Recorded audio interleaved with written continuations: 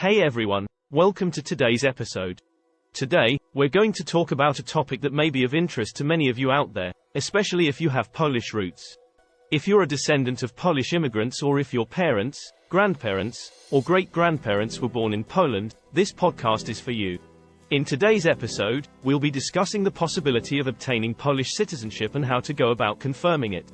As it turns out, there's a lot of history and legal regulations to consider when trying to determine if you have Polish citizenship. And, in order to make things a little easier to understand, we'll be breaking down the different legal acts that apply and the different ways in which Polish citizenship can be acquired and lost. So, let's start with the basics. According to the Act on Polish Citizenship of April 2, 2009, it's possible to obtain confirmation of Polish citizenship by submitting an application and proving that you have acquired it. However, in order to determine if you have Polish citizenship, you need to refer to a number of different legal regulations, both current and past. For example, the Act on Polish Citizenship of January 20, 1920 provided that a person born in Poland would acquire Polish citizenship automatically on the date the Act went into effect. Additionally, children born to a father with Polish citizenship would also acquire it, as would children born to an unmarried mother with Polish citizenship. Fast forward to the Act of 1951, and we find that Polish citizenship was extended to all those who were entitled to it under previous regulations, as well as to children whose parents were Polish citizens.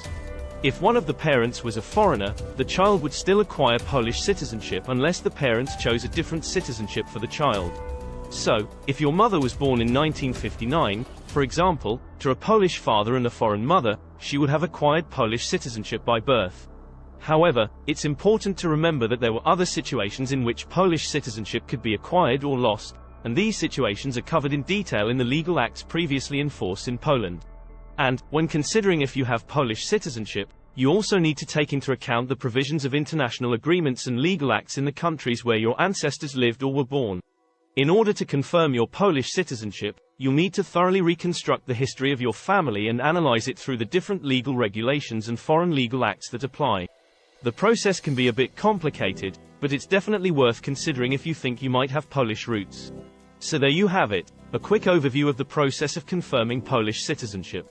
We hope this podcast was informative and helpful, and if you have any questions or would like to learn more, feel free to call us or send us an email.